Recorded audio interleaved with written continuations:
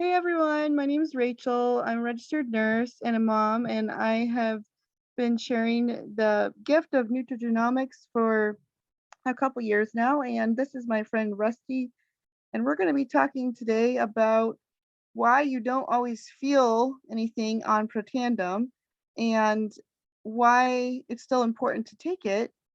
And Rusty here is a physical therapist. He lives in Hawaii and he has been using Protandim in his body for 7 years. And he's going to answer from his perspective the question of why. So, Rusty, why would you still keep taking Protandim personally? And you can change that question around a little bit if you want, but if you're not feeling anything, why would you think from your perspective, that you should keep taking it? Rachel, that's a great question. I get asked that a lot, and my response varies. But today, I'm going to tell you that when you go into the doctor's office, they don't ask you what your vitamin D levels are, or what your blood pressure is, or what your cholesterol levels. They do a blood test. Why? Because at any given moment, you couldn't tell me what your cholesterol is right now. You couldn't tell me what your LDL and your HDL is, and you couldn't tell me what your vitamin D level is. You couldn't tell me. I mean, they even take your temperature because you don't even know what your temperature is unless they take it. Right. And so you all know someone who seemingly was healthy, never got sick, and all of a sudden they got stage 4 cancer. Why? Yeah, you Because can't we see don't, that. our bodies are so forgiving. We don't really know that our kidney is scarring up, that our heart is scarring up, our that our organs are actually becoming fibrotic. We have no clue because our organs can give us correct numbers even for tests when they're not even functioning at 100%, not even 50%, not 30% of a kidney function can produce normal numbers. And so you have no clue. So you're aging slowly. You have no idea that you're doing that. We call that free radical damage. So why would I take it? Well, because I read the science.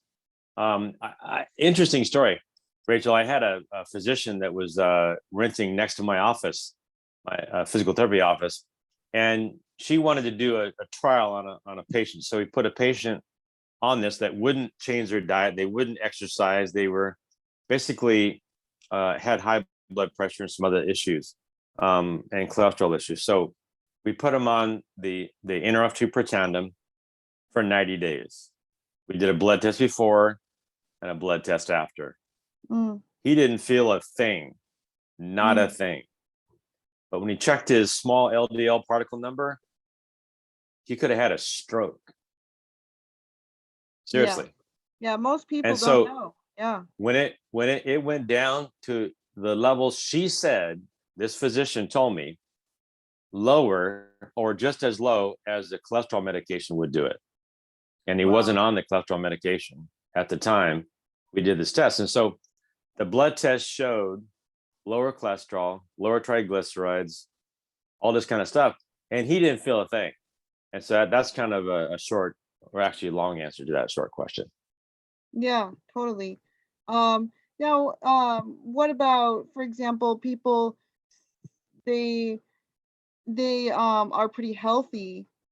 This individual was unhealthy, so he had some things that needed to be fixed. He had high cholesterol, he had whatever else he was had going on, typical um um things that we get if we're unhealthy. But let's say, for example, you're a pretty healthy person, and you know, why do you think you want to take it besides the fact of lowering our cholesterol, our typical, we don't claim that to treat or prevent or cure any diseases, but why would a healthy person want to keep taking it even if they, don't feel anything?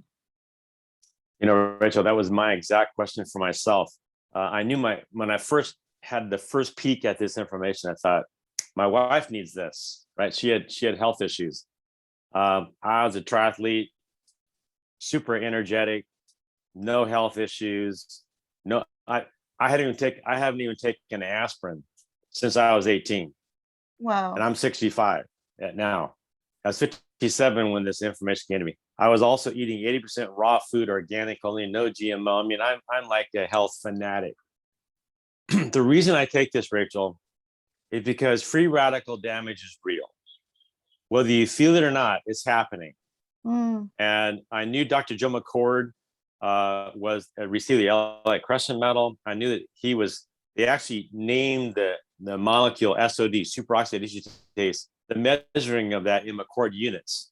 So science has been proven that the free radical biology theory is real, and that's essentially aging. So aging is free radical damage. So accumulation of free radical damage over each day, over the months, and then over the years is how you age. I never wanted to get older. When I was 18, I worked at a rest home, and I worked with people that were in their 50s and 60s, already bedridden. And I thought, that's not going to happen to me if I can change that outcome.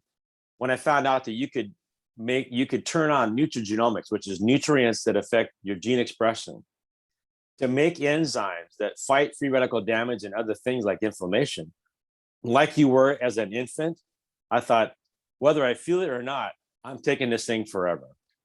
Right. Yeah. So in short, we're all going to get old no matter what, no matter how healthy we are. And why not ease that process? Why not? The free radical theory is a real thing. Anyone in the medical realm would understand that our free radicals are building up. So we want to reduce them. We want to. And why? This is the last question, I guess I would say. Why, for someone who's just hearing about protandim or nutrigenomics, why would you choose this versus taking maybe an over-the-counter antioxidant or some other product that's supposed to be anti-aging? Why do you consider this the best thing to be taking to help us in that process with our aging process? Rachel, that's one of my favorite questions to answer, because I thought the same thing. I had been at Costco and seen this. I think it's a astaxanthin. I think that's how you say that. And it said the most powerful direct antioxidant. So I did the math. And so you have about 306 trillion free radicals every day that are bombarding your cells. An astaxanthin doesn't even give you a million direct antioxidant molecules. Now, if it could give you a million, that million would be subtracted from the 306 trillion. But here's the thing that got me. When you take protandim NRF2, nutrigenomically, you're turning on genes that make an enzyme, and that one enzyme, just in one cell, can take out a million free radicals, up to a million per second.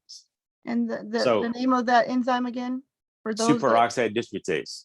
Yes. And so just imagine if most of your cells, you have like what, 30 trillion, I forget how many cells you have in your body at the moment. If that 30 trillion cells, if even half of those make an enzyme of SOD, I mean, that's per second. Trillions. Yeah. Billions of trillions of free radicals getting eliminated every second of the day. So it completely annihilates the direct antioxidant, being able to actually deal with that number. Now, you need direct antioxidants for other things. Your body uses those for other issues, but as far as nutrigenomically turning on, you can't beat protandim NRF2 as far as we know in scientific literature. Awesome. Thank you so much, Rusty, for sharing that and for your time. And I think that this will help to answer some questions people are having. And I'm going to stop the recording now. So thank you.